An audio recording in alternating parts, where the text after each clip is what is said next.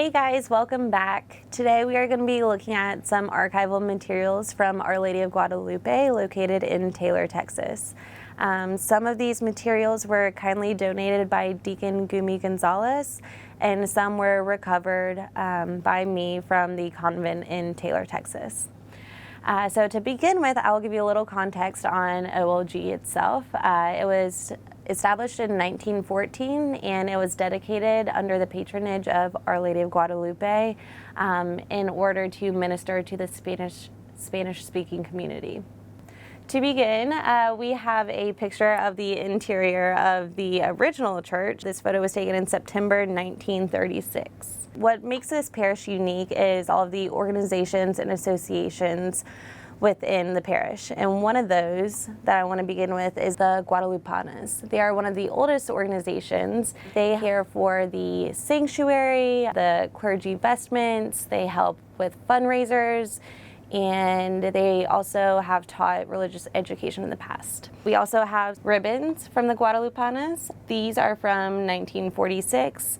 And then we have a more recent photograph.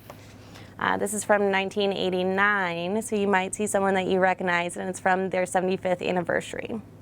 In addition to the Guadalupanas, there's also the Sagrado Corazón de Jesús, which is the Society of the Sacred Heart of Jesus. And here we have an advertisement from them from 1944, and this was for the Third Religious Convention that was held. We also have the Acción Católica, and here we have a program from April 7th, 1957. In the middle here you can see the first bishop of the Diocese of Austin, Bishop Louis Riker. We also have the Hijas de Maria, and we have a few pictures of them as well. Here's two of the women, and they are photographed with Father Bastian. We also have this photograph. Both of these are undated, but here you can see a group of 5 of them. In addition to the photographs, we also have 2 ribbons. They detail the new altar and the new statues dedicated in 1946, and then another statue dedicated in 1946 as well. And lastly, we have, of course, altar servers, which we have a photograph of here. This photograph is undated, but we can see Father Louis in the middle, who I will talk about a little later. Some of my favorite photographs in this collection picture the Fiestas Patrias, and this is a traditional celebration of Mexican national pride and heritage. So here is one of the oldest photographs we have of the coronation of Adelita in 1936. Here's another one. This one does not have a date on it, but again, this is Father Louis. This coronation happened at Hidalgo Park. This is one of my favorites. The singer at the mic right here, her name was Gracie, and she was the Master of Ceremonies this year. In addition to the photographs, I have 2 ads which asked the public to vote for them for Queen of the National Independence Celebration. In addition to all the organizations and associations that were present at OLG, there were also 3 groups of religious that were present. The first one was the Oblates of Mary Immaculate. Undoubtedly, the most important member of that group who left his mark on OLG was Father Paul Louis.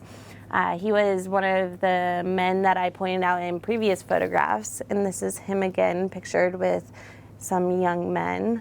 He came to OLG in 1946 and stayed for about 10 years. He was highly known and respected as an author and as a poet. So I'd love to read you guys just a section of one of his poems. This one was called The Calvary of Christ, which some of you might be familiar with, which I want to read a few lines from for you guys. Adown the trails of dusty vales, the ring of hoofs is heard. A gallant band is riding forth, by hopes of victory spurred. They ride with Christ their captain, to keep a holy tryst, by faith and hope and love made strong, the Calvary of Christ. So not only was Father Louis known for being a poet and an author, he was also the person who brought the Sisters of St. John Bosco to Taylor, Texas. And if you are familiar with Taylor, you are probably familiar with the sisters as well, because they had a really big impact on the town. So, moving along to the Sisters of St. John Bosco, here we have a photograph of them in front of their convent. They got this convent in 1947, and here you can see Bishop Riker in the middle, and he's standing next to Father John Lewis and the sisters lined up in front of him. Now, as just a little side note, some of these pictures are curling up and they're kind of breaking, because I did recover these from the convent, which had been uninhabited for a few years, and so they were in unstable heat and humidity, which has caused their preservation process to decline. As I was walking about the convent, trying to pull the materials out and uncover what I could, I found this rosary on the second floor in the bedrooms. We have no idea who this rosary belonged to or who it was used by, but I do find it still special that it did belong to one of the Sisters of St. John Bosco. Another fun fact about the sisters is they had livestock located next to their convent. So here I have a few pictures of them caring for their sheep and livestock. And here's another one of the sheep going up to the door. And I just wish I could have met some of these sisters, because the notes that they wrote on the back of these are really cute and funny. This is one of my favorites. On the back of this photograph, it says, "Seeking refuge from the barbecue pits." So after Father Lewis had been in Taylor, Texas for a few years, he decided to bring the Sisters of John Bosco to Taylor in order to catechize the children. Father Lewis noticed that most of the children in Taylor were not attending Catholic schools, and the Sisters of St. John Bosco are completely committed to educating and spreading the Catholic faith to children. So we have some pictures of them here with lots of children. They not only taught children in Taylor, but also the surrounding missions around Taylor, Texas. Overall, they taught around 550 children total. And then this is another good photograph. It's one of my favorites. It's Sister Lupe on top of a slide with children all around her. And then I also found this little booklet interesting.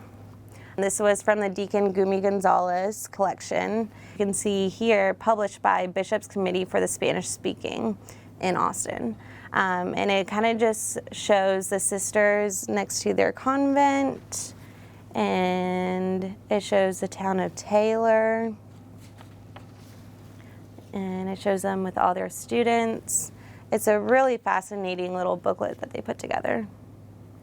So by 1982, the Holy Cross Sisters had taken over the job of the St. John Bosco Sisters, because all of them had left and gone elsewhere.